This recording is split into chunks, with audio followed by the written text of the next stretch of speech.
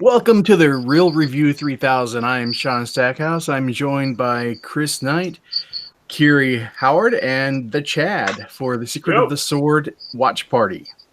What's up? What's everybody up to? How you doing? Oh, just waking up. It's what, 5:30? It is 5:38 in the morning for me. Yes. Beautiful.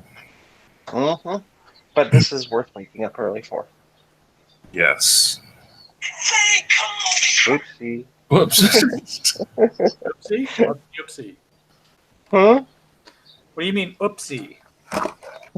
No, I'm trying to pull the chat up so I can see anybody's comments too, but my brain isn't braining right now. I have that problem all the time, right, Shaun? Yeah, pretty much. Whose channel is this on? It's on our channel, the Real Review 3000. But I'm letting Shaun take this because this is really, I liked this movie growing up and all that, and I wanted to be a part of this. But this is Shaun's wheelhouse right here. Is this stuff? Oh yeah, this was my toy line as a kid. He still has Castle Greyskull in his studio. It's from the 2002 reboot, but yeah, I do have one. If he could afford the $3,000 somebody would ask him to pay for an original, he probably would. Actually, I found one at vintage stock for about $60. Yeah, they don't cost that much, but no. Like anything, you get people online who like to say, "Oh, this is worth $500,000," and you're like, hey, "I can go down the street and buy it for $10." What? Now, if I could find one like still mint in box, you might be looking at a couple hundred. And you would buy it. Probably. Well, I would. Yeah. Kiri, you could build your own Castle Greyskull. I actually did. When I was a kid. Well, there you go. I built one out of wood and plaster. Nice. I was when I was like, oh god, I think I was about 10 or 12. Before that, I used to make Castle Greyskulls out of cardboard every single time. Mm-hmm. Every single time I got a new box from a toy or something, I would turn it into Castle Greyskull. That's awesome. All right. Shaun, why don't you have Chad and Kiri introduce themselves and their channels? Well, we'll get started. I guess they can go ahead and do that since you already suggested it. It'd be nice. All right, Kiri, you go first. This help wake you up. Okay. I'm Kiri Morning. I am live from Hong Kong, mostly. And you can find me on Facebook, Twitter, YouTube. Just search my name, Kiri Morning, and you should find it all there. And maybe Shaun and Chris will be nice enough to put the links down below. I'm sorry, I'm so sleepy still. Yes, that's it.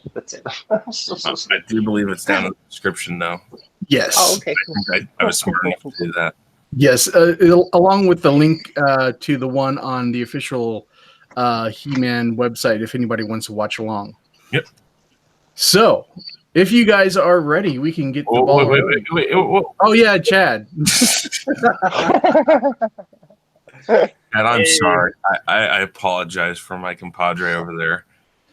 It's all right. If you had to apologize for everything, we'd never get this movie started. Exactly. But how you doing, everyone? I am the Chad. You can find me on YouTube. Did we lose him? Huh? Huh? Okay. No, you're back. Okay. And you can also find me on S-Mule and listen to my silky smooth vocals under thespoonybar.com. Nice. Cool. I'll have to check that out. All right. Shaun? All right. So if you guys are ready, we will count it down. We will click play in 3, 2, 1, play.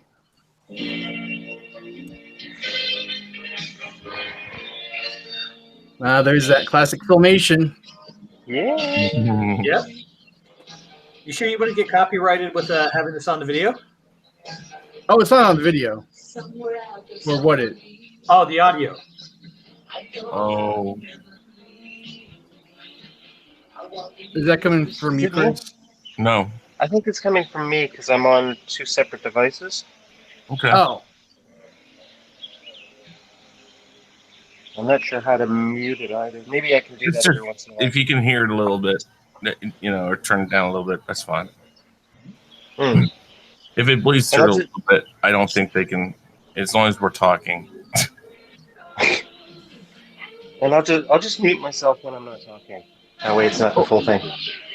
Okay. All right. You don't Woo, have. let's go. I don't know if you have to. Just. Okay, but wow. I forgot how long this intro was. well, it's a movie. Well, I haven't. Yeah. I mean, they have to have these credits and stuff. I mean, this was, if I remember right, wasn't this released in theaters? It Yep, was, yeah. it was. I mean, so I saw it while I was in the theaters. It came with a comic book.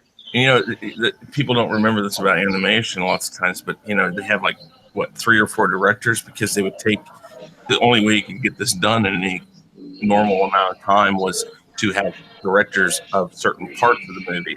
So the fact that they could make something that actually worked together was really kind of a big deal because you had several people off in their own areas, different animators, different directors, and then the voice actors would come in afterwards and do everything after the fact while they're watching it. True. So, I mean, this took a lot of work, especially back then before computers and all that. So, yeah. And one thing you gotta say about the filmation style is while the animation wasn't the smoothest, their backgrounds were incredible. oh yeah, Yeah, they always had such like really elaborate and detailed backgrounds. It reminds me of some of the 80s and 90s anime. Mhm. Kind of, yeah. Like my favorite anime is You're Under Arrest, and part of that is because the detail in the background. You could say that is this street in Tokyo, in this part of the town, and those cars parked on the street. That's a 1986 Skyline, and that's a a '94 Toyota Camry. Like there's that detail. Here, you're fading out on us. Am I? Yep. No, I think I don't know. Or maybe I'm just talking quietly because I'm still half asleep. It could be. You see, I mean, I watched this, and now looking back now, because as a kid, when I watched this, I'd never seen it, but Heavy Metal. I see this, and there's very similar aspects to the drawing styles and the way they shot this as they did with Heavy Metal. Less, I think actually some of the creators were involved in both, weren't they? They could have been. I mean, They may have been because they were definitely from the same era. Mm-hmm. I mean, you could see like just these scenes inside Castle Greyskull, because Filmation was notorious for using a lot of the same cell backgrounds over and over and over to save on artist costs and what have you. But everything they created for this movie had to be pretty much just specific for this. And you can see how like the detail and the passion that went into it to make everything just so awesome. Mm-hmm. Yeah. And again, because this was a movie, animators back in the day, before computers and all that, they actually took the time to draw these scenes like a different camera angle. So they even thought of it like a movie. They're like, we have more time with this. We're not doing, a cartoon sketch. We're doing a full movie. So they would do these, behind the shoulder shots and these from the floor up shots. They did all these things. And, doing that took so much more time, but that shows the passion these people had for these things. And Oh, definitely. you don't really see that anymore, especially with computer animation. Some of them you do, but it's just a lot of it's just drag, click, pop back in there, and just change the skin over a frame that's already pre-built. I mean, so this took a lot for these people to do. It did. Now, one thing I want to go into here is that I've always considered the start of this film fairly weak because the sorceress just says, "Okay, Adam, I need you to go through this portal. I can't tell you why. I can't tell you what you got to do there. Just go through there and do your thing." And I always See consider that's bold. Like, I love the movie, but I always thought the beginning of it was a little, Yeah, I agree. Like, even like up to through the point here, where they're in the bar and what have you, and they encounter the first Horde trooper. See, I can't remember, but I seem to remember that the series led into this, and they did the movie kind of not as a part of the series of the morning cartoons we would watch, but these weren't morning cartoons. These were syndicated afternoon cartoons. No, that's true. Well, I seem to remember watching some of them in the morning time. I thought if they were on Saturday morning, they were in syndication on whatever station you watched. And it was probably reruns already. Yeah. Well, but if you had a viewership, you would play it as much as you could. Well, I think they produced like 160 some odd episodes for like the first season alone. Yeah, but I seem to remember though that the series tied in with what was going on. So the beginning of this movie may have been, if you watched those series leading up to this, it may have helped explain it a little more. I can't remember though if it was like that or not. Well, it was kind of like that. This is actually essentially works out to be like the first 3 or 4 episodes of She-Ra. Yeah. What did you call me?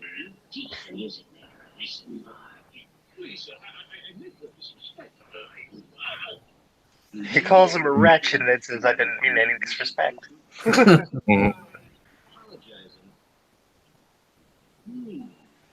Uh-oh. Yeah. This was I think the only time we ever saw Adam walk and chew bubble gum. Right. He's getting ready to display some toxic masculinity. Exactly. He's about to kick ass and chew bubblegum, and he's now all out of bubblegum. Exactly, yeah. And I think it's the only time Adam really ever got in there without turning into He-Man. So I always dug this part. Yeah. Well, the thing I liked about Adam and He-Man is that they weren't totally different characters. He just was a little less... he had a tan. Well, yeah. More or less clothes. Well, yeah. But what I mean is that you could see the transformation could go from Adam to He-Man, but the problem with you see, this is if you could do that transformation better with in the Battle Cat and all that's what always bothered me is the complete difference between the two characters the Cat had. Just that always bothered me. Oh, well, he was always supposed to be the comic relief. Yeah, there were several comic relief. We have Zentron in the chat, and Zentron says it's the first 5 episodes of She-Ra, and the sorceress doesn't give Adam anything to go on. Exactly. That's always bugged me. Even as a kid, even back in the day, I was like, really? Just go here. Yeah, you gotta go through okay. There'll be a man. That's really important. It's like, I'm like, no. You got to give me something here. Well, I don't know, man. I mean, in this mythical world, at this point, He-Man was well established, and so this is a woman that gave you this mystical sword that changed you into this, powerful barbarian type. I mean, at this point, you might be like, all right, I'll just take you at face value. I love how they made the Fright Zone so technological. So it's like technology's bad, magic and happy, force is good. Yeah, and the screen and the panning and all of that, they did a very good job with that. They did, yeah. And I just want to point out, look how differently the originals look up compared to the Abomination that's on Netflix. Oh yeah. I mean, I have listened to you guys talk about this, and I've decided no. don't See- ever. See, that's the thing. I always benefit by waiting to see what other people say by it. Yeah. I mean, I'll accept that the animation is fairly primitive, but when you look at the detail in the designs, no, the old school is far and away above that Netflix Abomination.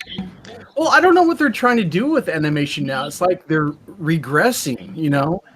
It's like this, you could actually see the detail that they put into it and the work that they put into it. Now, like with the She-Ra reboot and the Thundercats reboot, and apparently their Disney Plus is doing a Chip and Dale reboot, and everything looks like it's drawn by 5-year-olds. Maybe Yeah, the rule of thumb there in animation is that the simpler designs are, the better you can animate them. Like if you But take a the look thing at, is, nowadays they do everything on computers, so it's way easier. it should be, yeah. I mean, if you take a look at the Batman animated series, the Yes. first few seasons had a much more detailed and larger style, and when it went to Batman and Superman Adventures, the style had been simplified. Animation was a little bit more smoother. But yeah, with animation right now and what they're doing with it, I don't get it either. Because with the simplicity of designs, that animation should be silky smooth, but it's not. Right. In some ways, it looks worse than what we're looking at right now. Well, I think what I've heard on the new She-Ra thing is that, and I don't know how they can possibly justify this, but to cut costs, they don't animate as many frames as they should. That's why some things look a little, less fluid. And that's also the case in, I don't know if you've seen the Turtles versus Batman movie yet. Oh, Now there's Glimmer. Yeah, that's Glimmer. Yes, that's That's Glimmer. not that fucking potato. oh. God. Well, we can't fat shame Glimmer. Come on. Well, I most certainly can. I'm not going to fat shame her, but I will call her out on leaving Bo to die and not giving a damn. True story. Yeah. And I want to know, where is Madame Raz in this new series? She's a homeless nutcase. Yeah. Well, She was in that case before, so. exactly. But at least she was a useful nutcase. Yeah, she was essentially She-Ra's Orko. Yeah. Yeah.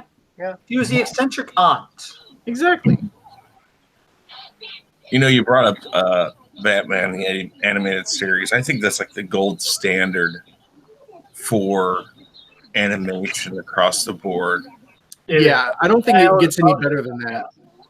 And it had a less realistic art style, but it worked because it was more like a comic book style. Yeah. Well, it was inspired and based on the George. Is his name George? I think George Fletcher, Superman animated stuff from the 50s. I think it was, and so they drew everything on black paper.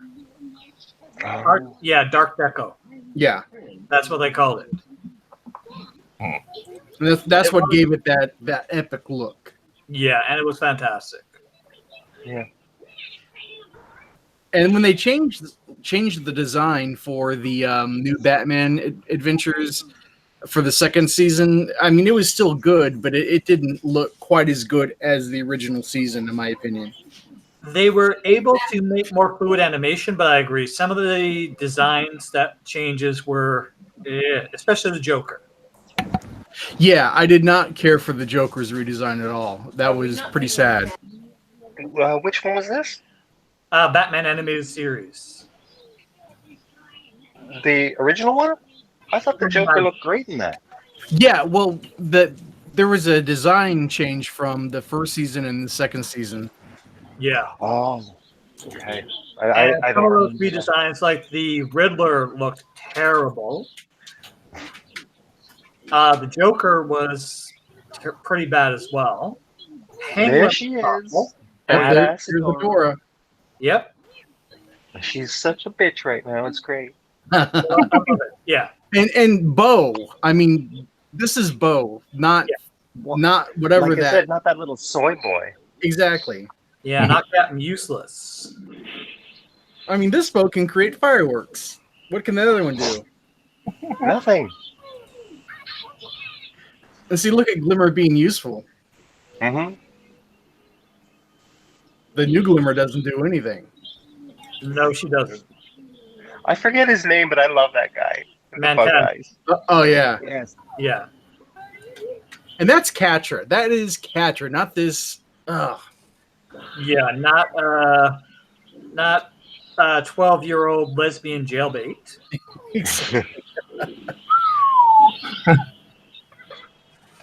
yeah. Zentron even said, and of course, completely changed Catwoman.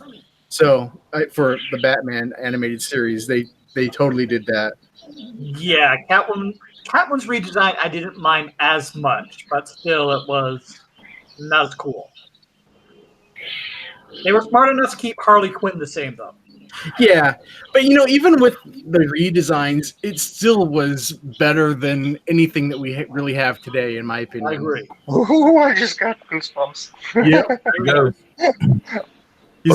he's going full toxic Mel. Yep. Yes. I never knew this, but he was part of the Knights Templar. I'm sure there was some secret society.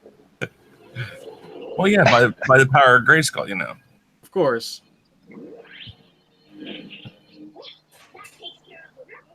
You haven't won yet.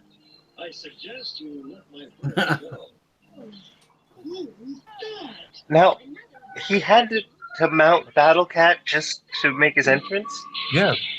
Of course, yeah. That's how He-Man rolls.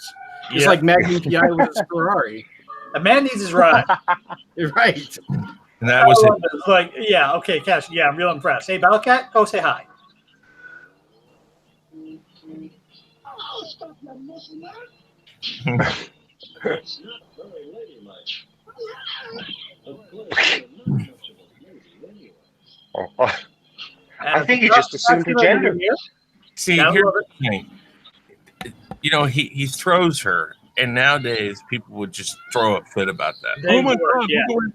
Oh, yeah. You do realize she's a bad person, right? Oh, they would say there was no justification for it, and that he should be shamed and banned from Twitter forever.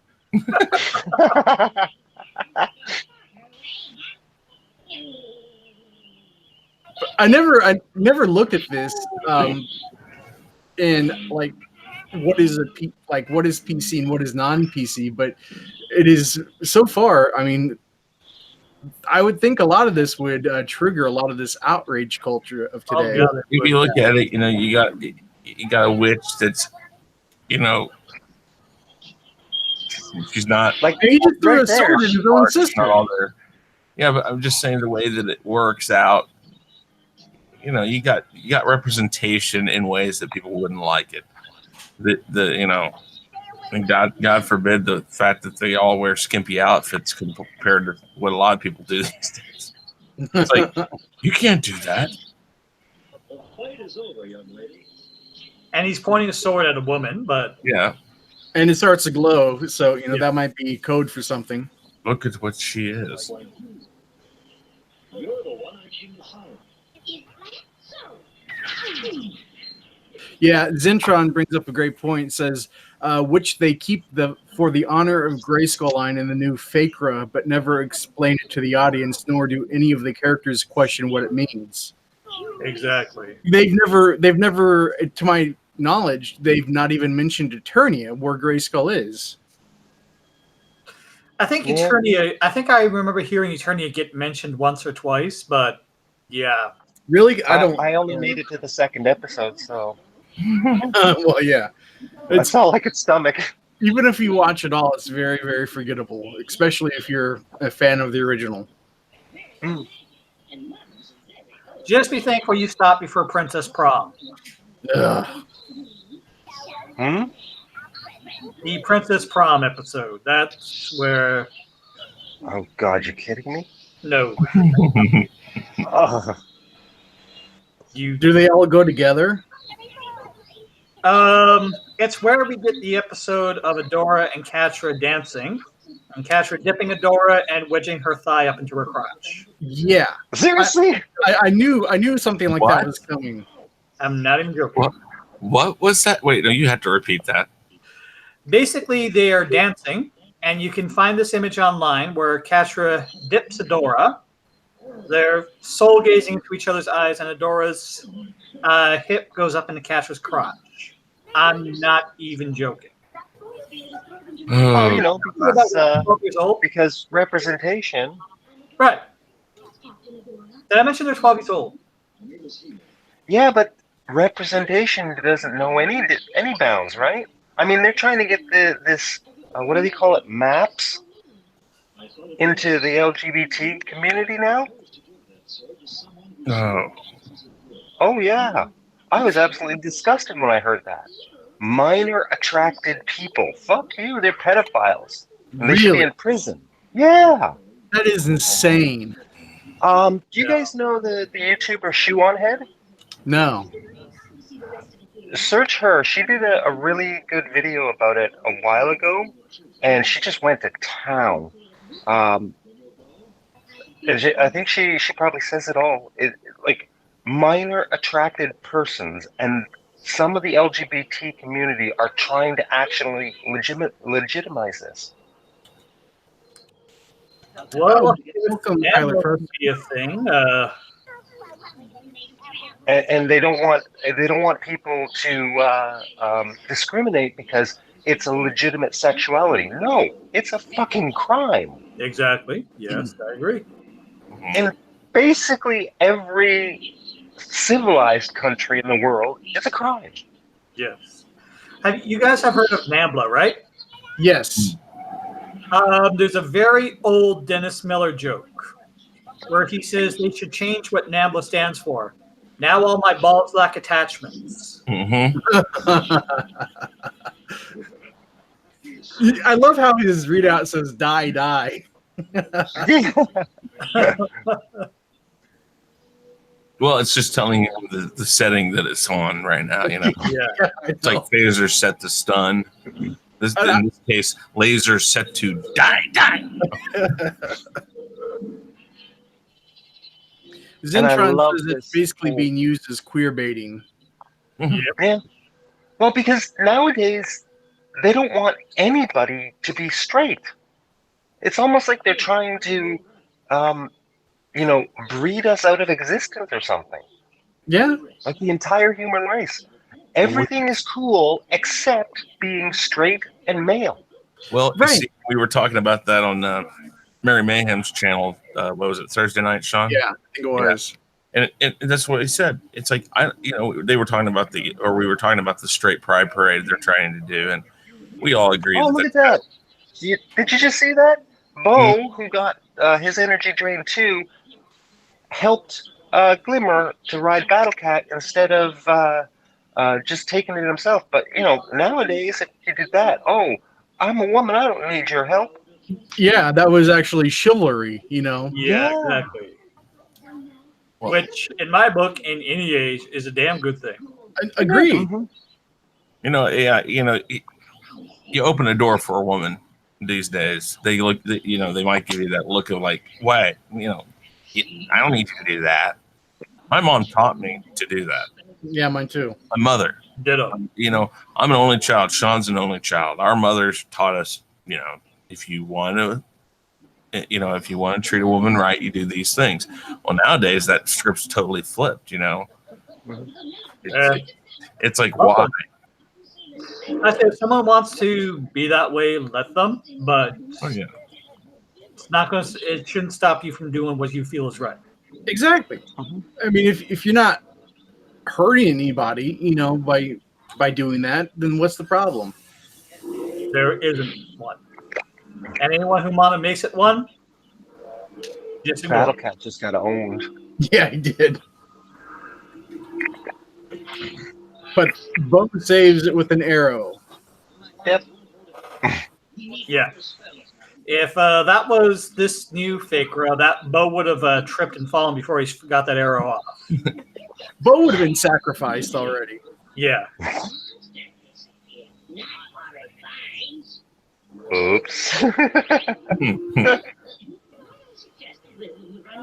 And the amount of how would you put it? Not diversity, but the amount of differences between all the different characters that they had, all the different monsters and creatures and all that stuff. They had such a wide variety in this series. They did, yeah. I guess if you look at it from a kid's point of view, you're never going to get bored watching this. And if you appreciate animation, you still won't get bored with this. Mhm. And the thing is, all of these old cartoons were nothing more than giant advertisement for the toys. Right. But somewhere along the line, they were effective. And with especially She-Ra, some good messages, some good writers, and good characters got in there. Mm-hmm. And if you think about it, She-Ra is back in 1985. She-Ra was presented to the public as being He-Man's absolute equal in every way. Exactly. Yeah. And that's the thing. It's like, but it's bad though. And you know what's funny?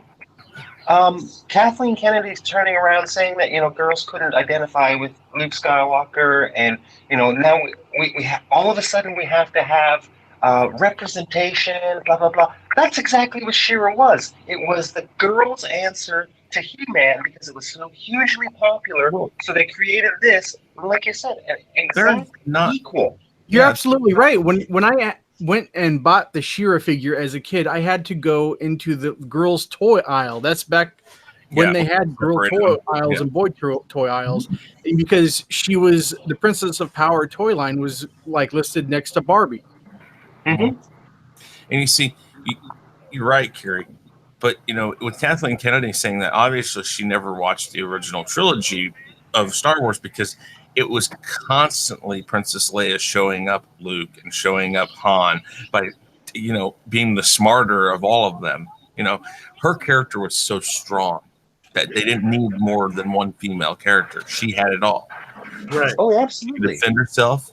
She was smart. She was always on her feet and knowing. Leia could be savage at times. I mean, I think the thing I always remember most about her is that if it wasn't for the fact that they could have gone and saved Han, she'd have just straight up watched Chewie kill Lando slowly. Mm-hmm. Yep. Like she should have just would have straight up watched him die slowly for fun. Yeah, I agree with you guys. And the new series She-Ra is developed by Noelle Stevenson, who is a lesbian, which shouldn't matter, but it's clear that she has specific motives in the way that she developed the series, and it's also clear that she's never seen an episode of She-Ra in her entire life. Right, because right now, and I've always loved this part of the show. I always thought this was fantastic, where Dora decides to go out for herself and see what the Horde really is all about. Exactly. And like He-Man challenged her, it's like, okay, you think the Horde is good and we're the rebels? Tell you what, why have you ever been outside of right? And she's like, no, I've been a Horde captain all my life. I've always been in the military. He's like, go out and see how the people are being treated. And that's what she's doing. And I've loved that. Yeah. I mean, the story itself is a little bit weak, but it was intended for kids in the first place. So, but the fact that she did this and actually sees the horrors that her people are committing, and then decides to change, that's a good message for kids. Right. And like I said, the story itself is weak from our perspective, but from a 8 or 10-year-old's perspective, it's meaningful. I agree, because it sends the message: make up your own decisions for yourselves. Yeah. Don't go based on what people are telling you. see things for yourselves, and then decide. And I think that's a great message for kids. Oh, And that's how I raised my son. You know, look at the options, see what the truth of the matter is, and then make your decisions and stick by it, good or bad. and I you know, also love how the Horde is presented as a genuine threat. yes. The Horde was almost presented as more of a threat than Skeletor. Exactly. By the time this came out, Skeletor and his crew were so laughably ineffective that I don't think anybody could take them seriously. Because, Yeah. you know, every episode, he has this grand plan. He's going to take over Eternia, and yeah, He-Man beats them hands down every time. Yeah. So I don't think anybody could take Skeletor and crew seriously anymore. No. I'm just glad that Netflix hasn't decided to reboot He-Man with She-Ra, because God knows how they would demasculate him. He'd be metrosexual and pansexual, and you know, Battle Cat would be just straight out right gay. Exactly. Well, apparently, Hasbro was not very fond of what Noelle Stevenson and her crew did. Oh yeah, Mattel hasn't made any toys. Mattel's made no toy line for it. None. So yeah, that alone goes to show you that no, there won't be another season of She-Ra, or there shouldn't be. Well, I can't believe there's two already. But that's the thing. They push and they'll push and they'll push. I guarantee, like Batwoman, when that thing, I don't even know, has it started? I don't know. But no, it starts in September or October. Okay. Well, I guarantee you that will have at least 2 seasons to it. Oh, yeah. 3, because they will not accept that people don't want to watch it when it gets poor ratings. And then they'll just blame everybody then. They'll be like, well, they'll you don't give it a chance. You're not letting this, you know, and that's just the answer for studios now. And again, I think I've talked with Lee Cole about this, about how when did it change from when fans or people who like a group of series, like, you know, Batman, Robin, you know, or any set of the DC comics, what happened to when fans don't like a version of it? The studio stops it and says, okay, we messed up. We're going to figure out how to make this right. Now, a studio will just straight out attack fans and go like, well, you're not giving it a chance. You're not doing this. Or they'll tell you that it's not made for you. Exactly. And it's like, when did that change? It's like, but that's the thing. Like, all these old series were made for us, and they said, oh, it was really popular. Let's fuck it all up and redo it and say, oh, it's not made for you. Yeah. Right. And they tried to say that with the She-Ra series. Oh, it's not made for you people, you know, you Gen Xers and what have you, and early millennials. Well, by default, it technically is, because we grew up with it. And that's and I mean, kids nowadays wouldn't have any frame of reference. You can't reboot these things and say, if you're being honest with yourself, if you reboot a series that's from the 80s, Voltron, you know, He-Man, G.I. Joe, any of these, you know, anything from the 80s, and I mean, I know some of them late 70s, because like Voltron was not but the thing about it is that Voltron even went. You cannot say that if you reboot these series, you're not making them for the people who watched them when they were children. You can't. Because who do you expect to watch then? No kid today is going to watch. Dude, case in point is in my opinion, far superior He-Man series on Cartoon Network, because it explored the mythology and the origins of the shows, and it really dive deep in the mythology. And that was, nobody watched that except for the OG fans. Yeah, they did. But what the OG fans loved it. Yeah.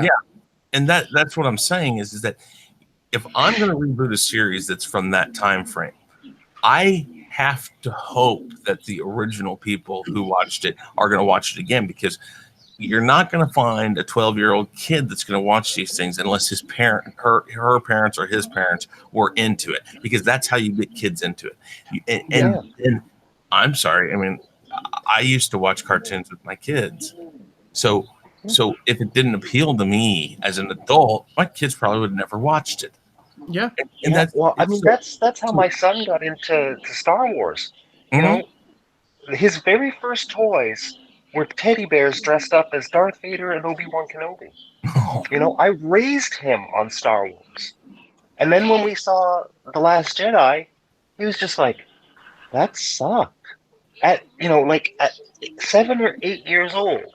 And that's supposed to be who this is for. Not me, him. And he said it sucked. But at the same time, so Zentron just said, I tried to avoid it because he was talking about, I'm sorry, I don't want to assume gender, because God forbid I do that on YouTube. But Zentron says Ghostbusters 2016, and they say, I tried to avoid it, but that was the catalyst for the blame the fans, it's not for you, etc. type of movement. I think the funny thing is, go ahead. Oh, I was saying, I think it started before Ghostbusters 2016. But that really was the catalyst. And the thing is, the fans' reactions when they did that was all negative, yet they still thought it was a good idea to continue it and expand on it. And look what we have now. I don't know if how big a fan of the Ninja Turtles that anyone is here, but huge. Back in the 80s, I saw the first movie 76 times in the theater. Yep, I followed the 3 movies. I read the original Eastman and Laird comics. Yep, same I here. read the Archie comic series, which started off based on the cartoon, but then went into very much its own thing, and also watched the cartoon. There are 4 different continuities that were happening roughly around the same time period, give or take. But each of them, despite having vast differences, still stayed very true to the heart and soul of the source material. And that's why each of them have their own following and are considered very good and worth looking up and looking at. And then you take a look at something like She-Ra that has nothing, and a textual, thematic, heart and soul level has nothing to do with what we're watching right now. And people wonder, why is this not popular? It's like, you didn't care about the source material. Like, each Ninja Turtles has been recreated, which was... you know what? Even the Nickelodeon Ninja Turtles was really good. Yeah, I can go all the way up to the original Nickelodeon series. Right. Each and every time it's been rebooted, it's been with respect to the source material. Except the new movies. But Even the new movies were still more acceptable than Ghostbusters 2016. Exactly. Yeah. Or the new fake She-Ra. Yeah, see, even the movies and everything else that we were talking about, what they did not do is alienate the original fan base. Right. Yeah. And that's the key. Why are you going to you're going to exclude this built-in fan base that's going to give you, your popularity? Why would you do that? Precisely. Do that. See, the thing is, I've talked about this before, where they purposely will, and I think this is an SJW thing, they'll purposely go after the source material and throw it out and say, we're going to make this different. We're going to make things that were wrong back then right now. We're going to change it so it's inclusive and da-da-da-da-da. And again, if they go back and really look at the source material, you can say it was inclusive. I mean, and this is kind of off of the animation side of things, but my biggest thing I always go to is the Dukes of Hazzard. How many people fought to get that taken off the air because of a flag.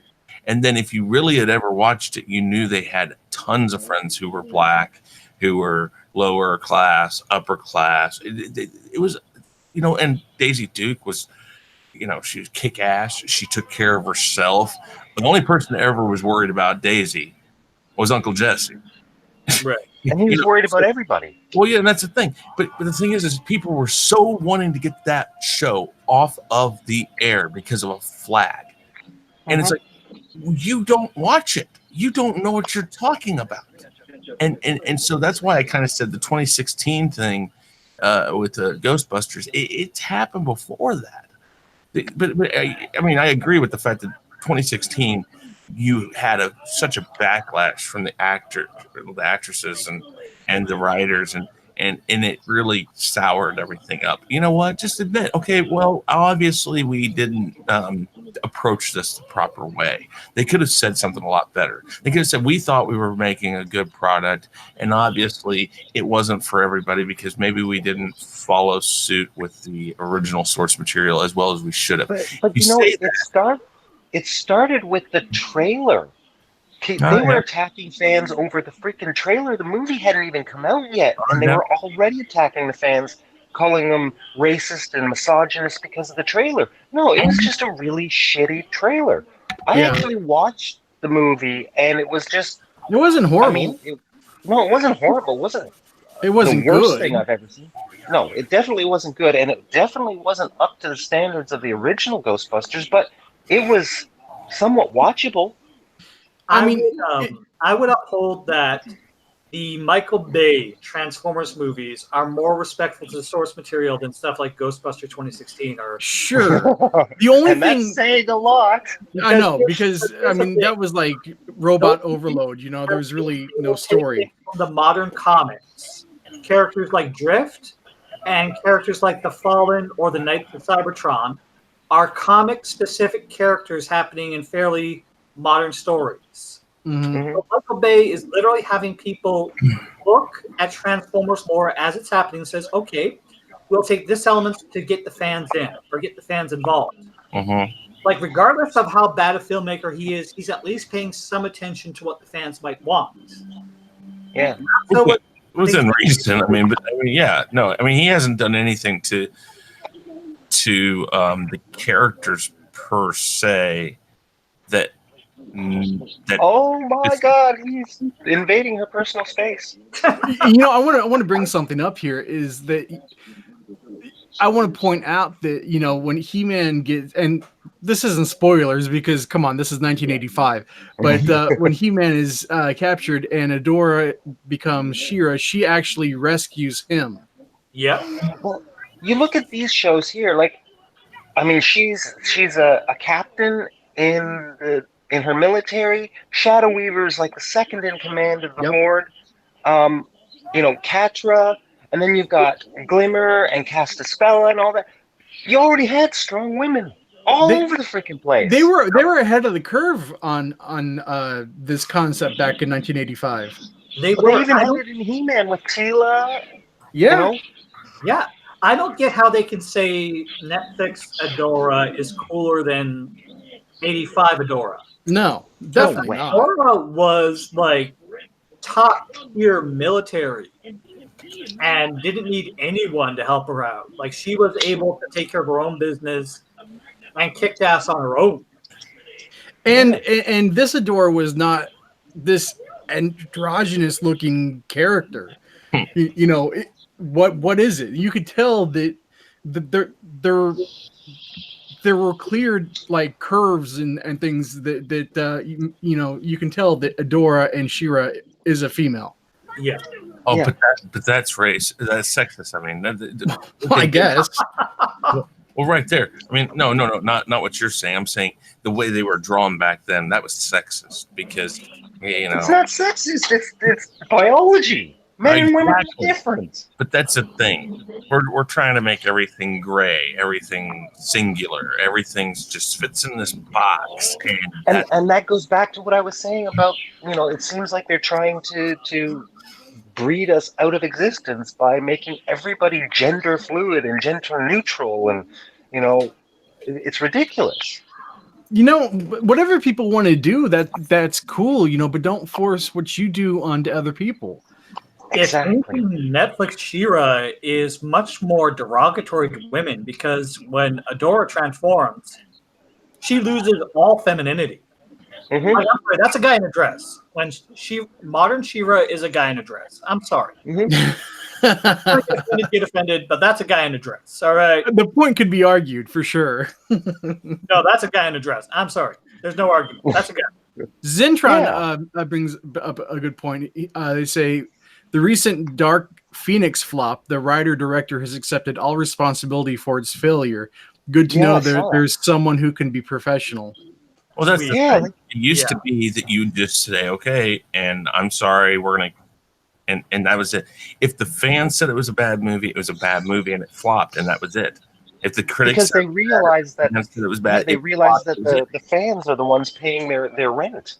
But that's and too many times though they don't do it. And you know, I put it in the chat. I said they should have seen it coming when literally months ago, maybe 4 months ago, I heard it was completely scrapped, shelved. This is not coming out. And then Shaun and I went to go see Captain Marvel. I think isn't that where we saw the trailer for? I think so, because until we saw the trailer, I had thought that it was completely canceled. Yeah, I was like, wait a minute. I just heard, and back then it was like a week or so before that trailer. I saw that trailer. I was like, I heard that it was getting shelved, and I was like, wait a minute. I just heard that was completely canceled and shelved. And then boom, here it is. We're going to throw it out there. And so I've heard nothing but bad things about it. And you know, that it should have been foreseen that was going to happen. Yeah. With the Dark Phoenix story, it needs to be either a series of movies or a TV series. Oh, God, no. Chris, you want to read Zentron's comment? Yes. Okay, so Zentron says, a thing to bring up is how the Faker defenders keep saying the original designs were for perverted men to fap to. They started fapping off to new Faker characters. Hypocrisy now. Yes. Yeah. Oh, God. Yeah. I mean, well, okay, let's be honest. You know, if you were a teenager and you were watching this, I guess that's how that happens. I don't know, you know, whatever. It's Playboy. It's going to be something. Let's be honest, people. Well, you know, back then they didn't have Pornhub on the internet, so right. You know, you did what you could. And, well, that's the thing. It's like, okay, so are you saying that they just can't accept that that's just a natural thing in life? Yeah. Well, here's my thing. Like, grow up. People are obviously in peak physical condition. These are superheroes. They have to be. Yeah. Mm-hmm. So, of course, you're going to have superheroes that are going to be attractive people. Sorry. If they're going to be in peak physical condition, they're going to be attractive. Here she goes. Yep. Yes. For the honor of Greyskull. Come on, slay, queen. Slay. Now, there's a woman. Yes, you are. Look at her rescuing He-Man. Yes. Who was completely drained of all of his energy, I might add.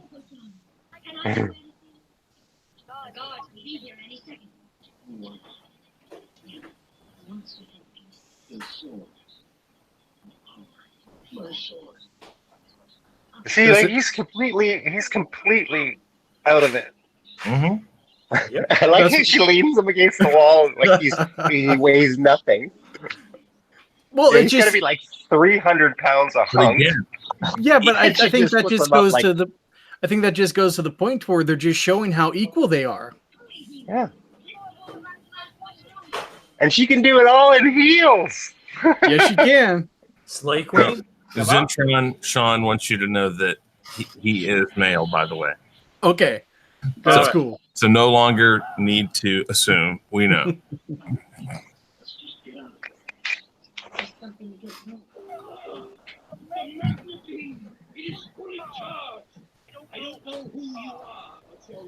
Listen to Hordak making innuendos about the Magna beam being fully charged.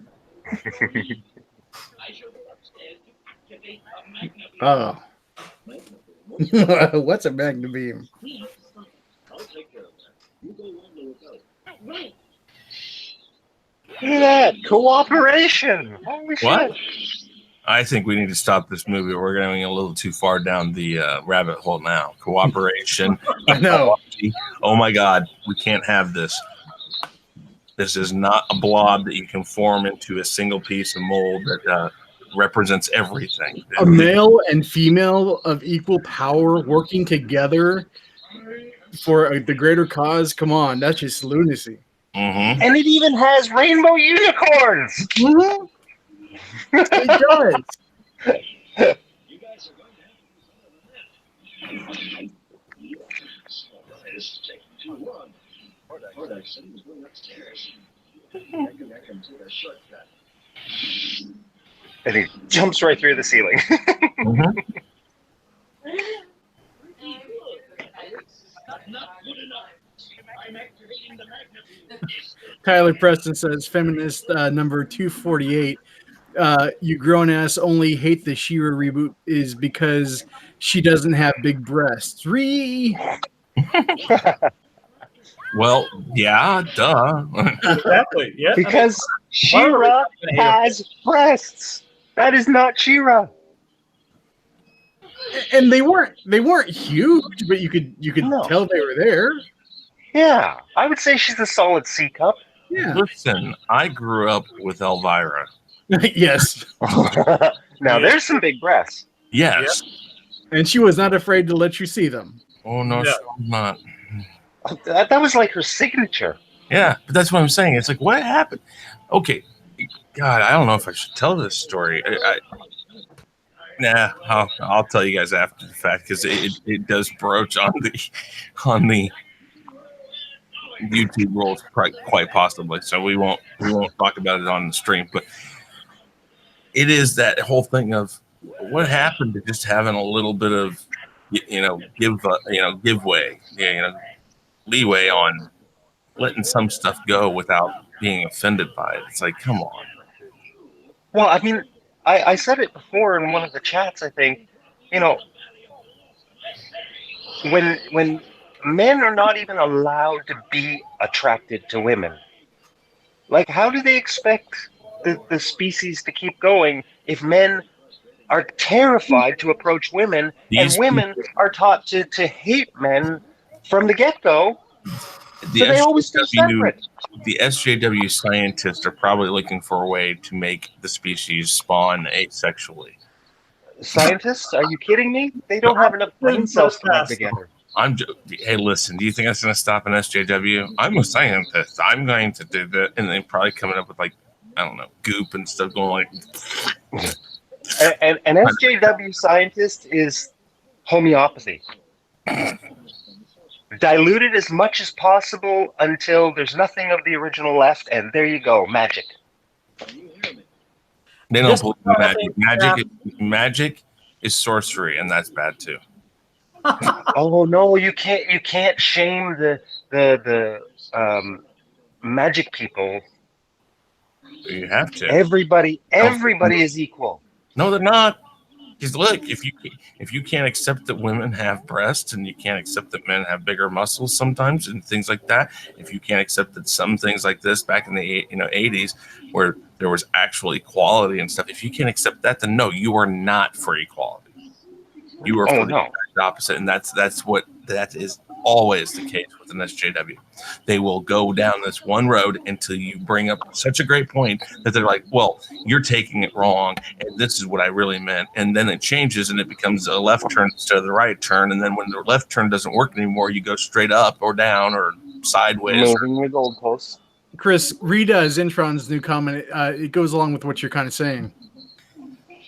If you check the recent Faker clip of Swift Wind training Perfuma's people, when Faker makes her appearance, she has sizable breasts. Weird. Say what? Apparently, they upped her cup size. Mm-hmm. Male gaze. Male gaze. Are you suggesting she is like? See that even impregnated? the queen was empowered already. Yeah.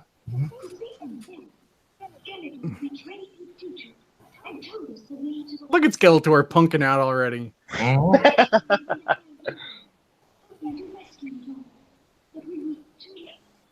You may have defeated us, but you'll never see this child again. It's weird to see Man-at-Arms without a mustache. Even though that's how the toy came. That's the only time in I remember seeing Man-at-Arms without a mustache in like animated form in this movie. Well, I guess they did show that always like bothered me.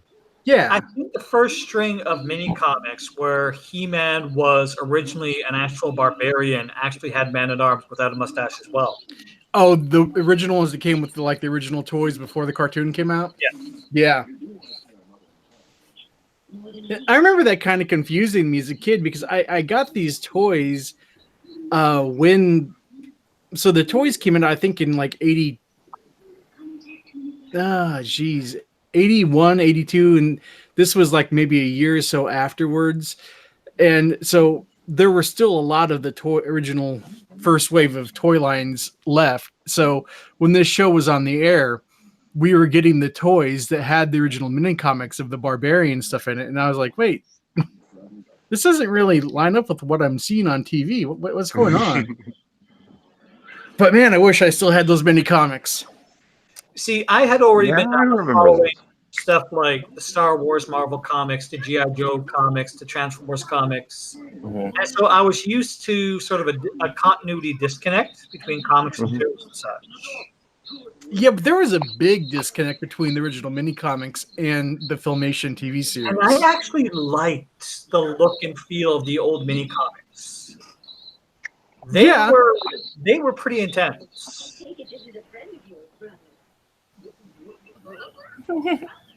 Huh. And I love the art style used for them too. It was different. And it was really cool. Zentron says, quick fact, in episode 4 of original series, neither Adora or Adam go through the transformation sequence, yet appear as She-Ra and He-Man twice. You know, in the original, I always remembered it that they always, every episode they would change. Yeah, but it may have been like an oversight by the animators for one episode. Maybe, yeah. Because I have to look into that. Yeah, me too. Because there have been times. No, Adora does go through a change in this episode. I'm pretty sure. I know that Adora does do for the honor of Greyskull in this episode.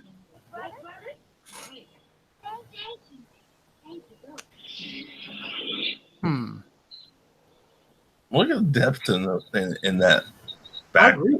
The depth that they had in these. I mean, it's just amazing. Oh, yeah. Yeah, like I said, Filmation did some amazing backgrounds. Yeah, Lou Scheimer was a really good boss, as far as directing the art and everything, and he knew exactly how to make all this stuff pop. Agreed.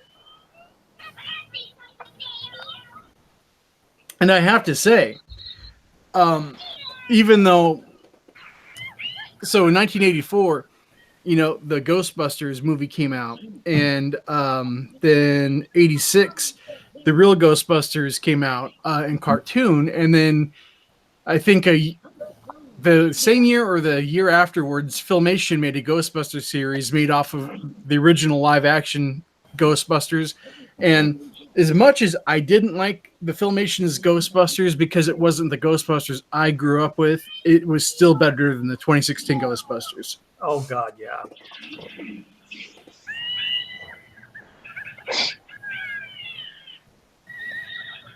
That harpy reminds me of the new She-Ra.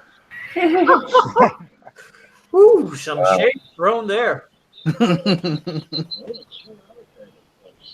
I was just about to say, Kiri, yeah, you should check out the new Shaft. It definitely bucks all the SJW trends. What's that? The new Shaft? Oh, There's yeah. movies out there that you go to and you expect. And unfortunately, one of them sounds right now like it's going to be taken over by SJW crap. But there's certain ones you used to go to. Guarantee you'd never see anything like that. One, Rambo, Rocky, Shaft. Hey, you it used to be Bond, or but Rambo and Rocky. You don't expect it to be about female empowerment and No. equality. It's What? about a freaking boxer kicking ass. Kiri, I think you're. I don't know. I might have to mute you. That's just crazy talk. What you're saying. I don't know. I can't. You're gonna get us kicked off of YouTube with that talk. Hey, what the heck are you talking about? No. Hey, I'm protected. They can't do it. Yeah, that's what they. No, And but you know what, they'll Rocky- kick you out of that protected class and say you're just doing it to garner attention. And Rocky, you can actually argue that it was the wife that gave Rocky the will to come back and win that fight. Mm-hmm. There Yeah, you that's go. true. When she's like saying, "Rocky, I need you to win this fight." Well, and But then again, in Rocky 4, she turns around and says, "You can't win." well, you see, I think it's important that if you think about the first Rocky film, and when you talk about the SJWs attacking things, they'd say that it's just about male masculinity and toxic masculinity and all that. Well, you know what? He ends up losing at the end, and what more humble way to learn about your faults when you lose, when you thought you were better than that. He loses at the end of Rocky. It's like it's a teaching. But experience. did he get a participation medal? No. No, because he didn't deserve one. The only what he Exactly. did get is The medals. Apollo could not take how close the match was, so he re-challenged him. Right. And, so that's what Rocky ended up getting out of it. But it was Apollo's own ego that But made even him at the end of the first one, if it was just that, Rocky still won Apollo's respect at the end of that. Yeah, well, that's Apollo thought this was just going to be like him putting on an exhibition match, and he came close to losing his title. Mhm. And Rocky gained self-respect in that fight. Yeah, and that's the thing. People, SJWs don't look at the meat and potatoes of movies. They just look at what they want to attack, and then they don't look at why the movie was made, the true message the movie had. And Well, do you remember that one thread with that creepy guy that everybody ended up blocking? At the very beginning of it, he was trying to prove his point that all this SJW bullshit was true, and he cited an article, and I asked him, I said, "That's from The Guardian. Did you even read the article?" And he said, "No." I said, "So you brought that up as proof by reading the title of the article?" Yes. Like, he actually admitted that. That's typical, though. Mhm. Yeah. These SJWs are idiots. Yes. Well, I don't want to get too much into it, but the whole I'll call her by Lauren, because I'm not going to call her by her name on Twitter anymore, because she doesn't even have the balls enough to say anything to me that has any relevance. So, but the recent thing about the Nazi comment that they made about Shaun, and I made a video about how Nazi is not a good thing to use. It's just not something you use in normal terminology. And the backstory on this is just because they were shaming Ethan Van Sciver, by his looks, and I just said something to the extent of, the amount of intolerance in this thread is astounding, and because the amount of tolerance in this thread is astounding. Yeah, and so because I said something against their narrative, I was labeled a Nazi. A Nazi F. Yeah, exactly. And the thing is so the problem they have is they constantly are going back to things that have nothing to do about what the video I did was about. And all I was talking about is how Nazi is not a word you use in a casual conversation against somebody who you do not know, because of what the word means. It doesn't mean anything other than hatred and all that. And yet they can say it, and they have but they'll constantly go off and change the subject off of what the true subject's about, because that just works for them. Because they can't stay on subject, because if they stay on subject, they're going to get their asses handed to them. And that's the biggest problem, is that they just can't. If you stay on subject as an SJW, you are going to lose. Well, you're going to argue yourself into a box. Yeah, because you don't have any talking points. And it's going to take you like 3 sentences to do that.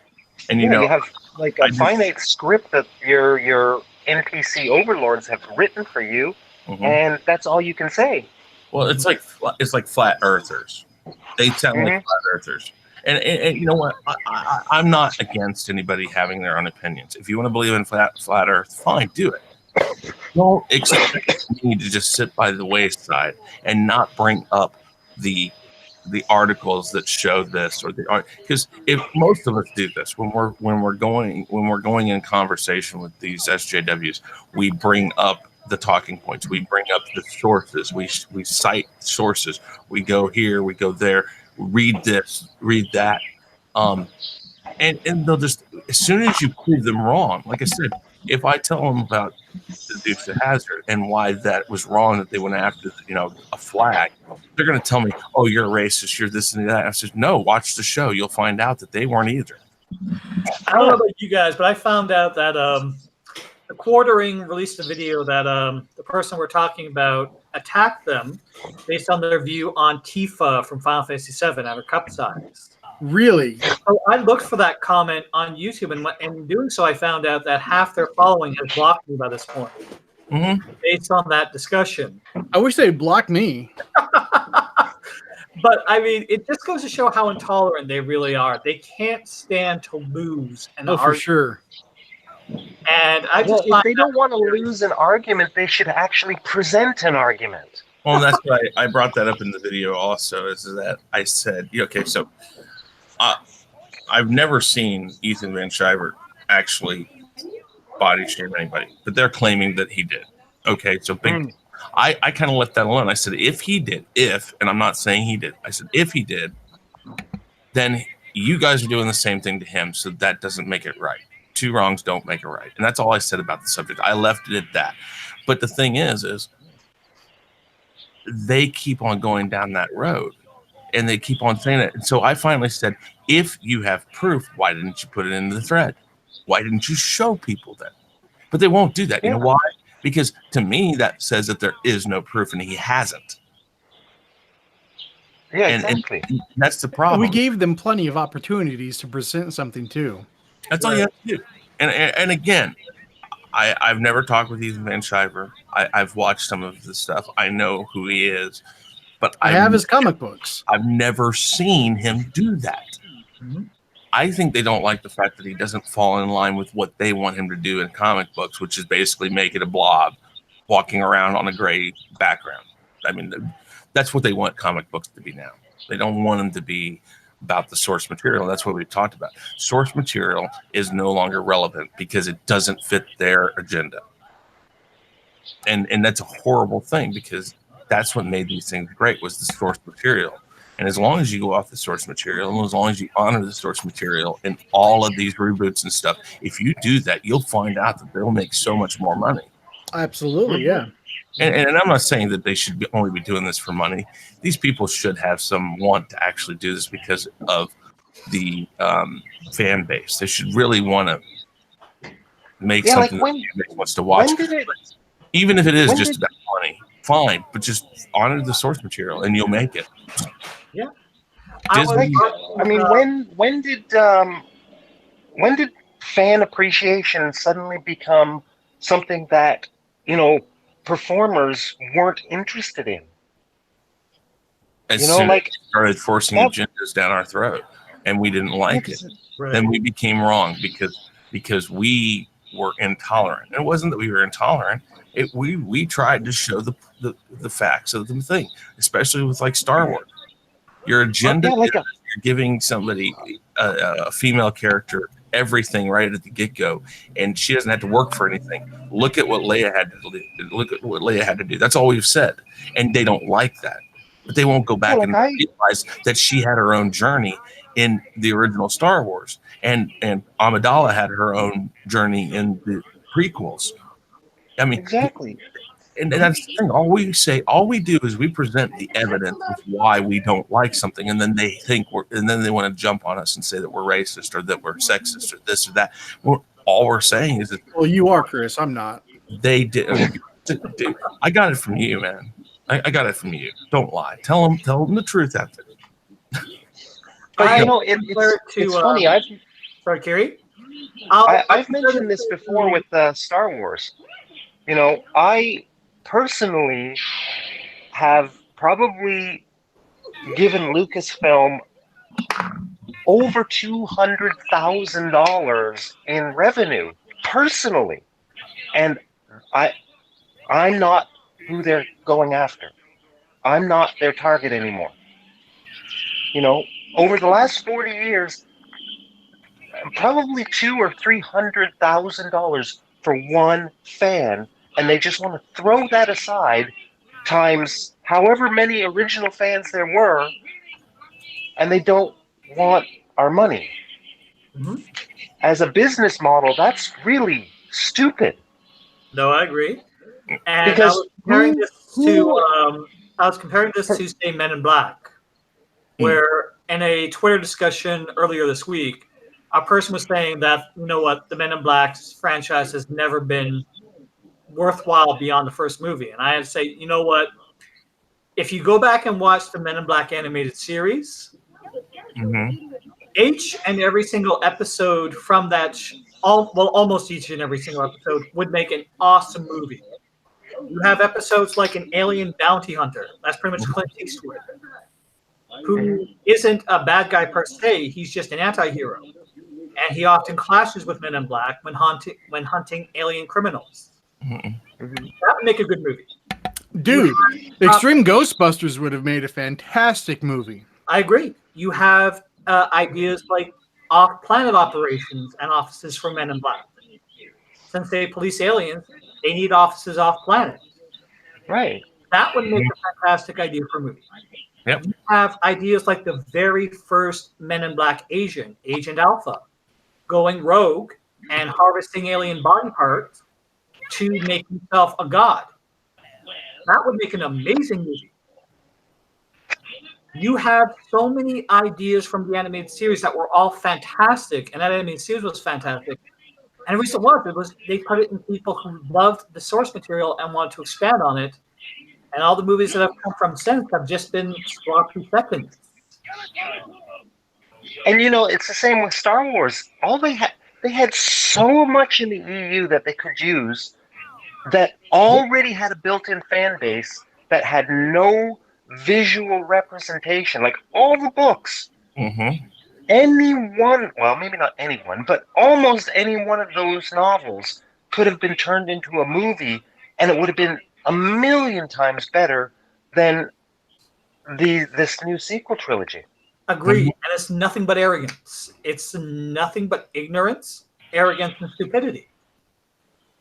Yeah, I mean, I think the first thing that Disney did wrong was throw out the EU. But then, but like so many movies today, and so many movie series today, they not only threw it out, but then brought some of it back. And we're going to pick and choose what we want. No, if you're done with that, throw it out. But they can't. Well, look at what Ryan Johnson said. You know, they threw out the EU, and then Ryan Johnson turned around and was using that really obscure Jedi manual to explain some of this shit. And it's like, okay, is the EU non-canon or is it canon? Make up your mind.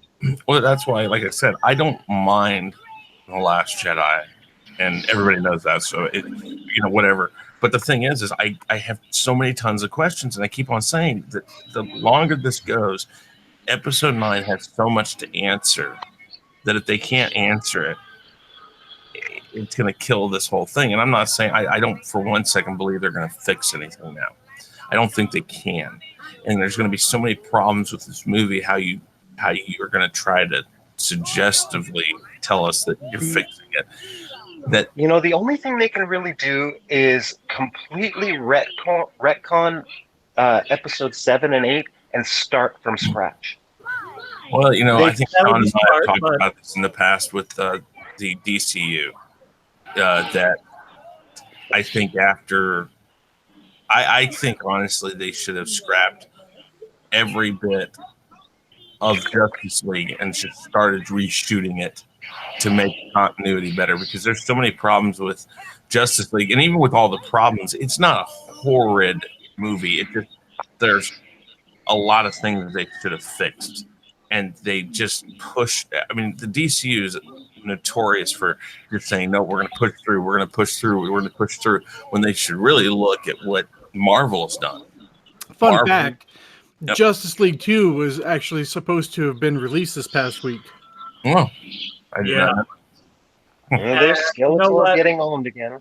Yeah, and you know what? Yeah, Justice League was. I love Justice League. I'll say it. Mhm. But I do agree that it really turned into a disaster. Well, you can watch it and you can see the parts that were directed by different people. You can see like the scenes that really worked, where they were really using the actors' abilities to act with each other.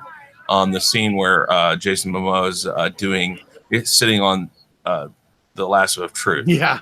That's a great scene. That is an absolutely awesome scene in that movie. And then, like, just right after that, it just switches to something else. And it's like, ooh, it's a rough jump. Even though Justice League left a bad taste in a lot of people's mouths, I will always carry a torch, a fandom for the DCEU. Oh yeah, no. I'm one of those people that so badly want to see that work, and I still. Oh, me too. More than anything, I want to see the DCEU be successful, because when I was a kid, it was He-Man and it was the Super Friends. That was like my go-to. So DC is my franchise. Just like if they can make the He-Man movie come out next year and actually be for the original fan base, that's going to be my go-to as well. Because imagine a fantasy movie, like a proper Masters of the Universe movie done in 2020 with all of this amazing technology. Just imagine what they could possibly do on screen, in a live action. It's just amazing. Well, and Shaun, you and I have talked about the original Masters of the Universe, and and that ties in kind of with the Superman thing, because the people that made Superman 3 had bought the rights to Superman, and they also had the Superman 4. Yeah, and they basically passed Masters of the Universe off onto who was the studio that released that, Shaun? Canon. Yeah, they passed it on Canon. Yeah. And Canon got all these promises about Masters of the Universe. And basically what they used it as is a Ponzi scheme. They used Masters of the Universe to raise all this money for all these special effects and all this stuff, and they basically stole it. And so the fact that they're both doing it. Yeah. What they did is when they negotiated the contract for Superman, all of the money was supposed to go to Superman, or no, it was one of the two. It was supposed to go to Masters of the Universe, and they gave the budget to Superman. Yeah, they siphoned it because they couldn't get. They didn't want to do. That was for Superman 4, I think. Yeah, and they didn't want to do Superman 4. It was just, and so that's how they did it. They basically tricked the studio into believing they were getting this Masters of the Universe movie that's going to have all this great special effects. The fact that we got as good of a Masters of the Universe movie, and I say that with every intention of saying that movie is a sheer miracle that it turned out as well as it was actually shut down. Not as bad as well, because for the problems that movie had, it should have been a lot worse. Everybody who worked on that wanted to see it work, and it was the actors, it was the cast, it was the people filming it. They did everything they could to get that movie on the screen. There's actually a documentary on Netflix about that, and they go in and they tell. I saw that. Yeah, they did. They give you like the breakdown of how everything went with the Superman deal, and how they were actually shut down towards the end of filming when He-Man and Skeletor did that throne room battle scene. Well, they broke into the studio to film that. So essentially, yes. Well, I mean, they did. They even, I think in that they talk about breaking the locks to get in, and like I said, I mean, I went to go see that movie, and I did too. When I was a kid, I didn't think it was bad. I didn't either. It was only when I became older and I started to be like, the only thing that I noticed right away is, well, this isn't He-Man the way I know He-Man. No. Yeah.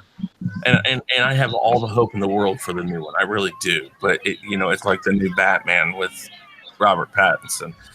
There's only so many ways that's going to work. And Shaun and I have talked about that too, about how a Batman Beyond would be a much better way of bringing him in. And hopefully they do that. I don't know if they will, but that would be the proper way to do it. And that would be a really good movie, I think. Yeah, I could see Robert Pattinson as a Terry McGinnis, but not so much as a Bruce Wayne. No. And I think that's how they should do it. But it's kind of the same thing with He-Man is that there's only one way to do He-Man right. And if you don't do that right, and again, with the SJW crap out there, are they really going to push doing He-Man right? Because everything that He-Man would be, a He-Man movie, a good He-Man movie would be, the SJWs would be completely against. Yeah. We'll see, because there's still good stuff being made. Like Shazam was fantastic. There is. Yeah, no, there absolutely is. But when we're talking about like taking a legacy property, mm-hmm. and making it relevant. Well, maybe not even relevant, because if you make it relevant, then unfortunately that kind of means that you have to make it cringe, But Yeah, but I mean, even look at Deadpool. How come the SJWs didn't go ape shit over that? Because Deadpool is LGBTQ. Only number 2. Well, no, but the character is from the comic books. And it doesn't really matter because, again, it's so non-PC that that's the point of the movie. But in its own way, okay, so there is a point, I think, you can go so non-PC that you become PC again. I think that's what it is that they just said, well, obviously, and it's also tongue-in-cheek. He doesn't seriously mean anything he says. It's a fourth wall break. Yeah. It's stop the movie in the middle of it and go like, I wonder if I should. He's essentially a very hyper-violent Zach Morris. Yeah. Oh, that is a great analogy. That is awesome. That is exactly what he is. But I think it's just so over the top that they let it go. I think sometimes they just say, "Oh, whatever." And they're always wanting like strong females, blah blah blah blah blah, even though they completely ignore all the dozens of them over the years. But then Battle Angel comes out, and they turn it around saying she's too skinny. I know, and it's funny. Yeah. You cannot please them. No, you can't. There is a strong, independent woman right there. Yes. In a great story, in current year, and that's not good enough. She's too skinny. She's fat shaming. What the fuck is wrong with you people? It's crazy because you do say that, and yeah, that's true. But the thing is you can't say, well, it's an android. It's not even a real person, and so she's supposed to be a warrior. Yeah. So of course she's thin. Chris, didn't we see that and Captain Marvel like back to back, like within the 2 days? Within a month. Yeah. Okay, yeah, and so we saw it because we came in really late on Alita Battle Angel. We did going to see it for a long time, and unfortunately, we didn't see it in 3D or anything like that. But yeah, so we saw it like I think the day before or the day after Captain Marvel, and we heard a lot of people talking about Captain Marvel saying, "Oh, it's complete opposite of Alita Battle Angel," but I think Shaun and I agree with Captain Marvel. It could have been a lot worse. I was surprised it wasn't worse. Yeah, Captain Marvel wasn't the feminist-driven jargon that everybody was saying that it was, but I could see where they were trying to take it, and it was like about the level of an Incredible Hulk movie quality, I thought. Which is, but at the same time, it's the marketing campaign before the movie. It wasn't even a marketing campaign. Oh, absolutely. It was Brie Larson's marketing that killed that movie, or that didn't kill it. She just would not shut her mouth. That's the thing. So I think that's the thing. And what's weird is that Marvel does a really good job normally of keeping their people, for the most part, PC enough that it doesn't piss anybody off. They just don't. They tell them, listen, just don't say this, don't say that. If you get asked this question, just kind of brush it off. I didn't know they were making a reboot of the Dungeons and Dragons cartoons in Tron. That's almost scary in today's culture. And how could you do that? I mean, I don't know, but I've heard about it. And yeah, the Alita movie was amazing. I love Alita, and I hope that they make a sequel. I think they've greenlit one. I thought I saw something the other day. They're kicking around the idea. Hold on, let me look that up real quick. Talks amongst yourselves. I mean, talks amongst yourselves. I read the original manga. I watched the original anime, and when I heard that they were making Battle Angel, I was so excited. I mean, I enjoyed Ghost in the Shell for what it was, and then they started talking about the whitewashing, but they actually explained why they did it. And again, she is not human, so she's not being whitewashed. They just put the brain in a different body, a robot body. So there's no whitewashing, and they did it for a purpose, to hide her original heritage, both from herself and from everybody else. Sure. And then when you look at it, how are they whitewashing? You look at anime characters and tell me that they're Japanese. Exactly. How many anime characters are Japanese? Mm-hmm. They all just have a unique look to them. Well, the Japanese have a fascination in their animation of making them more English looking, or what they view our facial features and stuff are, and that's always been how anime, for the most part, not everything. There is some anime that is very thin line, thin nose, that is very Asian looking, but a lot of the popular anime is more based off of the English American style of look. And what they, you notice that most of the villains in anime are the Asian looking characters. And you can't say I'm racist. I live in Asia, and my son is half Chinese. But also, these were created in Japan. Yeah. They chose to make their villains look more like them, and the heroes look more like Westerners. Well, Japan is not afraid of stereotyping at all. Not at all.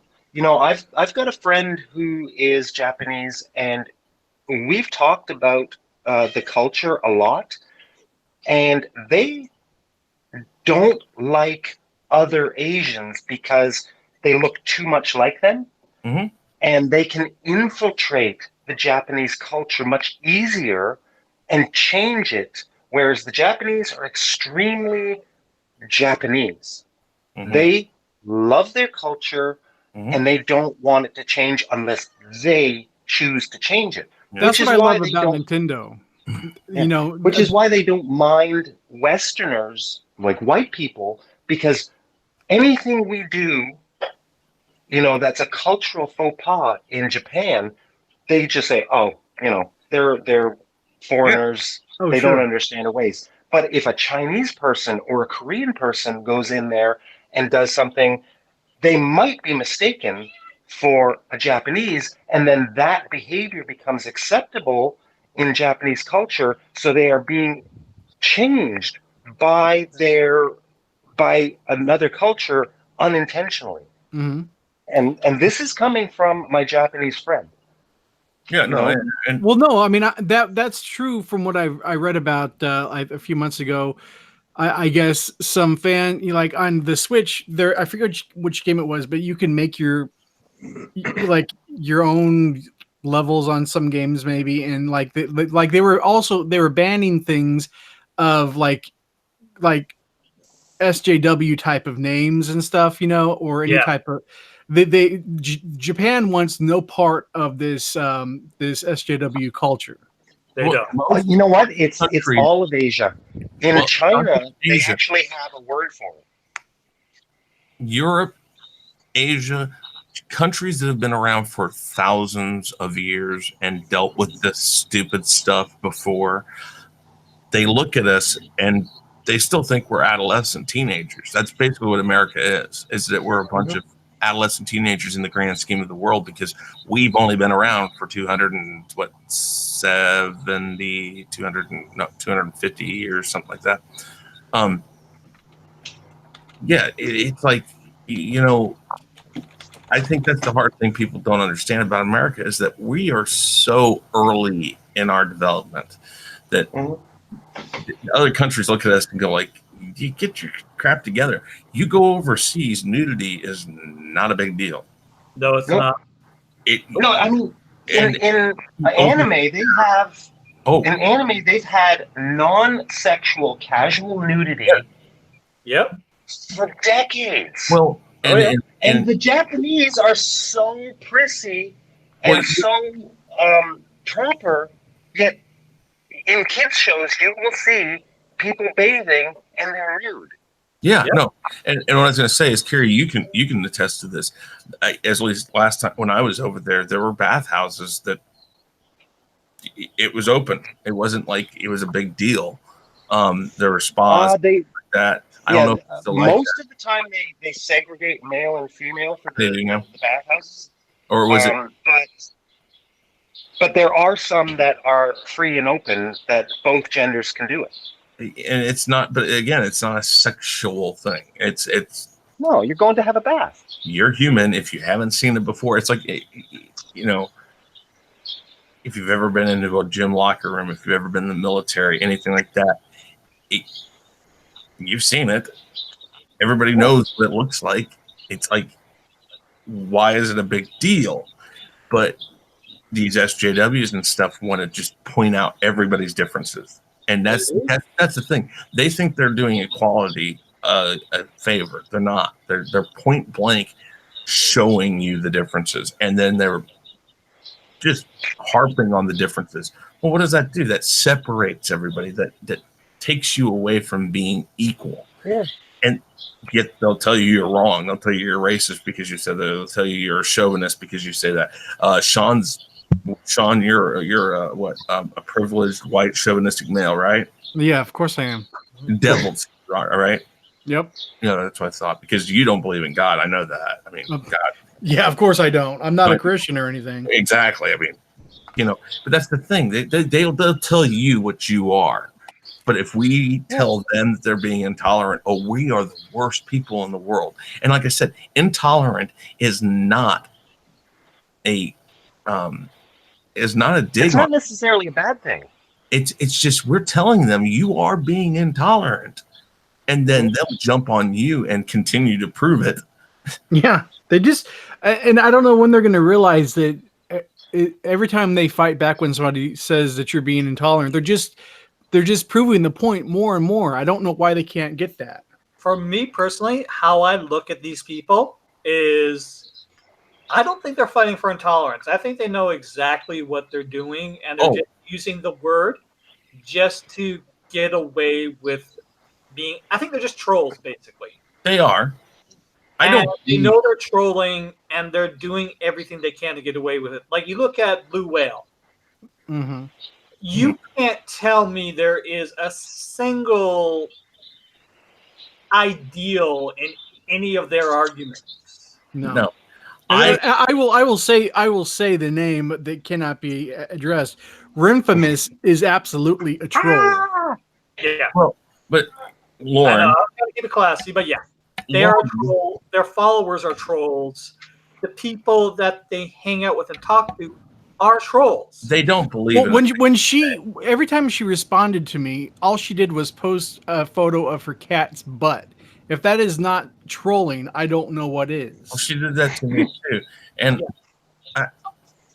and what's funny, Shaun, what's really funny. And Zentron's right. They are basically just after attention. That's absolutely right. Yeah.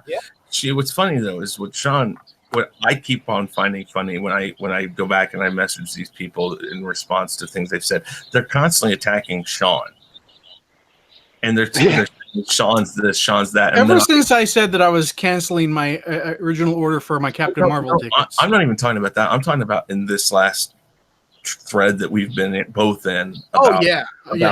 about the Nazi But it's thing. been nonstop Video. almost. What's funny is they constantly go, Shaun this, Shaun that, Shaun that. And I go in there in the comments and say, you do know. Okay, hold on just a second. Hold on. Tyler Preston just said, turns out that Renfamous has gotten Twitter account suspended again. Oh, How does she keep coming back? hopefully that's from one of the things I think she sent you. I turned her in on it. Oh, I turned her in too. Okay, good. I mean, and Lauren, So did if I. it was us and you watched Good. it, if So it was we've all us, done the Lord's work.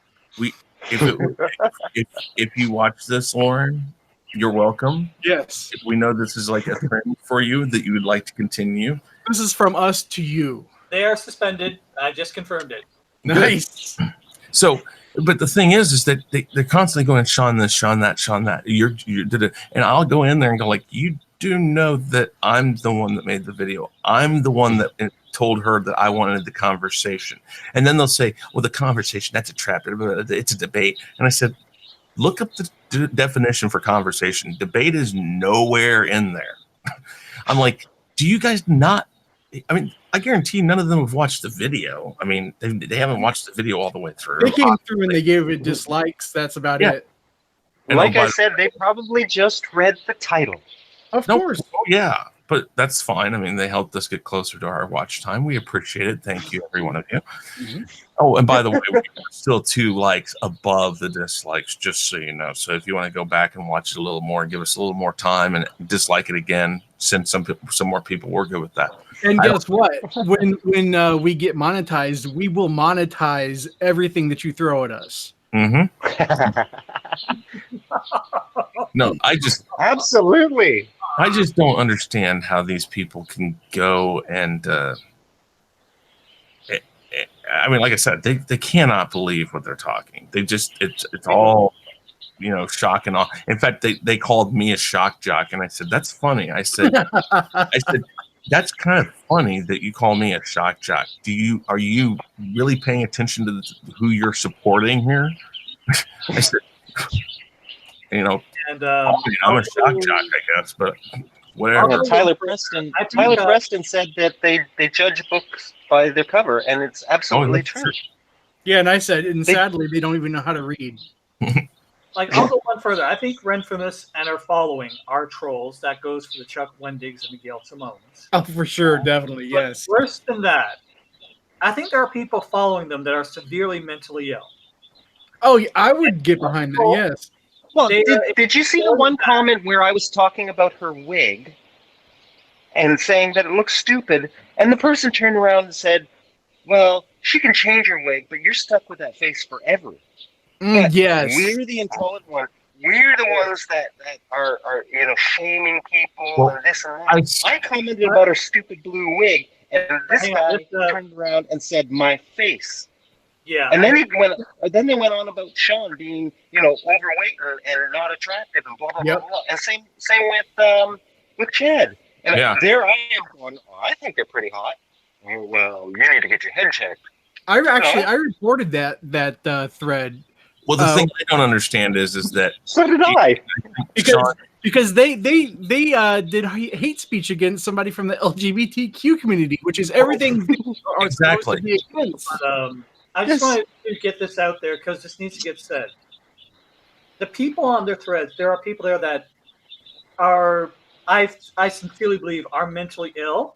Yeah. But they literally just exploit people like that for attention, absolutely, for likes, for just to get an online popularity contest won. And I consider that thoroughly disgusting and criminal. Yes. Mm-hmm. Well, sorry, if people can say stuff like that and literally mean it, not just to be a troll, but mean it, I'm sorry, there's something severely wrong with that kind of individual, and it needs to get pointed out by someone at some point. And I've started writing a letter, and I'm going to try to get it to YouTube somehow and to Twitter about the fact that this Nazi thing, that the fact that Twitter didn't even blink an eye and left that up there. No, it's like, how in the world can you translate Nazi into anything other than hate speech? Yeah, when I reported that, they sent me back saying something, to the extent of, this doesn't violate the terms and services of Twitter. Like, what? How does this? And I brought up the fact that Germany has a code against any symbol that has to do with Nazis. Precise. What else? What if they have a law against that? What does that tell you that word means? It's like Exactly. It's like a one-sided thing. If we say anything, even and we don't call them names per se, we rebut what they say to us, and then when we do that, we get in trouble. Mm-hmm. That's what's ridiculous. Because Shaun, what did you say that got? Oh, the Smurf in the blue wig. Well, she wears a blue wig. Of course, she looks like a cartoon character. How is that shaming her? She's the one that did it to herself. And like that one person pointed out, she can take it off. Yeah. And There's no shaming. And thing is, saying that it's part of her appearance, no, it's like wearing a freaking hat. Exactly. I know because I wear a wig too. Well, and you see, he got put in Twitter jail, and yet the person that wrote Nazi, well, there's nothing wrong with that. What? Yeah. How in the world can that not be something that's wrong? So I digress, and the movie's over. And well, let's go back to the movie. Like, which thoughts? I love this movie for the anime. Again, it's not as raw as, let's say, Heavy Metal, but it's still that type of animation style, and it still has that nostalgia to it, that raw, fun, straightforward animation style. And the voice acting was done really well, and it's always been done really well. And you could say it was a movie made for children, but it still holds up for us adults today that grew up with it. I can watch it, and I don't feel like I'm watching a kids movie per se. So no, because they were very concerned about. Well, they actually had to put morals into this because of the I forget which regulation it was, but because He-Man was essentially the very first 30-minute toy ad on TV. Mm-hmm. They had to put like morals and values into the story. That's why at the end of every episode they would have like some character say, well, in this episode such and such did this. They would basically sum up the moral of the story for the kid. Mm-hmm. And so these were all written with all of that in mind, and that I think that's why it holds up so well. Mm-hmm. For me, I think this is a fantastic movie to share with children. Oh yeah, Because you have Adora, which is such a fantastic character. You have themes like separated family, and even at the end of the film, Adora has to leave her family to sort of stake out on her own and take onus for herself. because she's a powerful female with a sense of duty. Right. Mm-hmm. Mm-hmm. And at the same time, she still has the support of her brother and family. Yes. And I think that's a fantastic lesson for children that, hey, at some point. And what doesn't this film have? And it has action, it has adventure, it has sorcery, it has really awesome villains and some really bumbling villains. And I mean, there's everything in this movie. It checks pretty much all of the boxes. Right. Mm-hmm. The Horde was a fantastic force. That's of all the things you could hold against Netflix She-Ra, I think the way they handled the Horde is in the top 3. Because like I said before, with the He-Man series, Skeletor and his crew got beaten so many times that nobody could take him seriously. When She-Ra first came out, the Horde actually scared me. Yeah. But Because they were really I do bad. love Skeletor. I have a soft spot for him. Yeah, he was always cool. yeah, Skeletor is fantastic. I love him. Chris, you want to trigger Skeletor for us? Why do I surround myself which fools! There he is. So with that said, Shaun, do we want to wrap this up? Sure. Yeah. Thank you guys for joining us in the chat. Kiri and Chad, thank you for being on the panel with us and watching Make this. sure you let them tell everybody again where to find them. Oh, I'm going to. I'm just thinking, everybody, you bumbling idiot. Oh, you know what? You're a bumbling idiot. When someone asks you if you're a god, you say yes. Well, I didn't quite ask that yet. I was going to. But yes, please, guys, plug your accounts and anybody that you would like.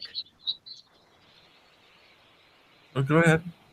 Don't all rush to do it. Okay, I'll go first. So I'm Kiri Morning. I do YouTube, and I'm a bitch with an attitude on Twitter. You can find me on YouTube, Kiri Morning, and on Twitter as Morning Kiri. And I'm the Chad. You can find me on Twitter on YUSUKU13, as well as on S-Mule, where you can listen to my silky, smooth, sexy voice. Do you do the theme song to Shaft? No, not as of yet, but I'm thinking of putting it up there. There you go. And I might end up doing a brief Shaft intro if we're going to review the movie this week. Mm-hmm. But yeah, you can find me on S-Mule on the Spoony Bard. If you get that reference, that's 100 cool points to you. Chad, before we go, for the people watching, do you want to sell Shaft to the people? Yeah, if you haven't seen Shaft, get out and see it. I thought it was fantastic. But first and foremost, it's a comedy, and it's bloody hilarious. It's a family film, action film second. Does both fantastic. And Samuel Jackson was so awesome in this. Just plus Samuel Jackson.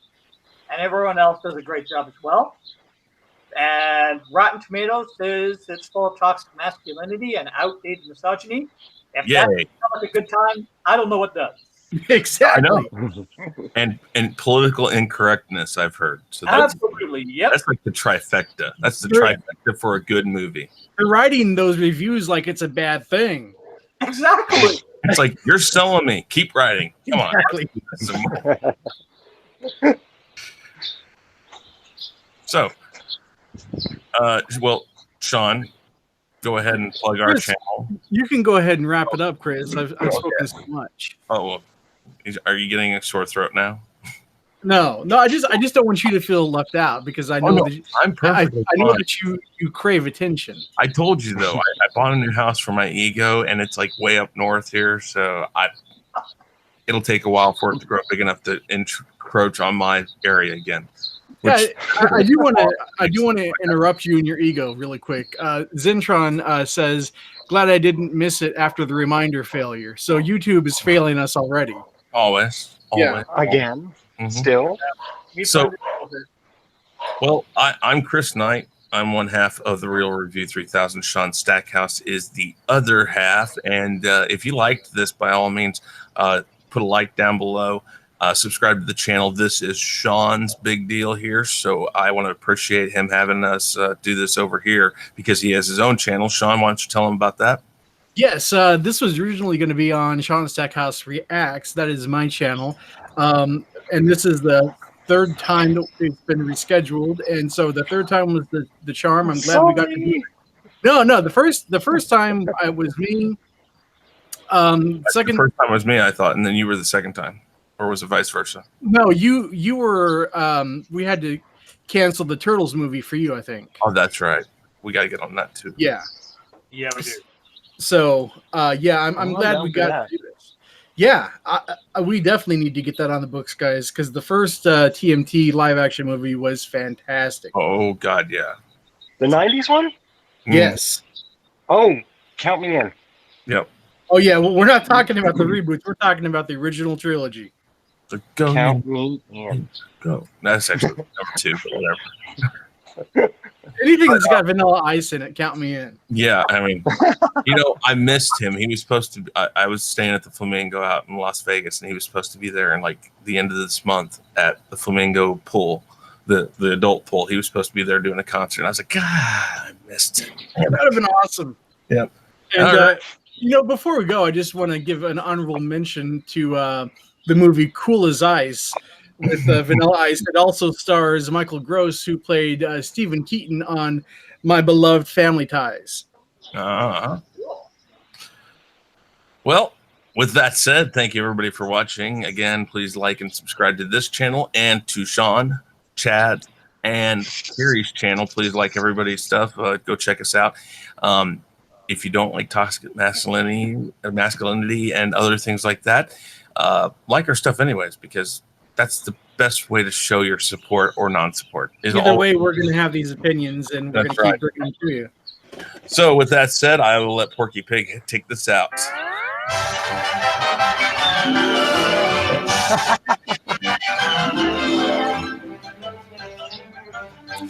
And everybody say bye to everybody else out there. See you guys later.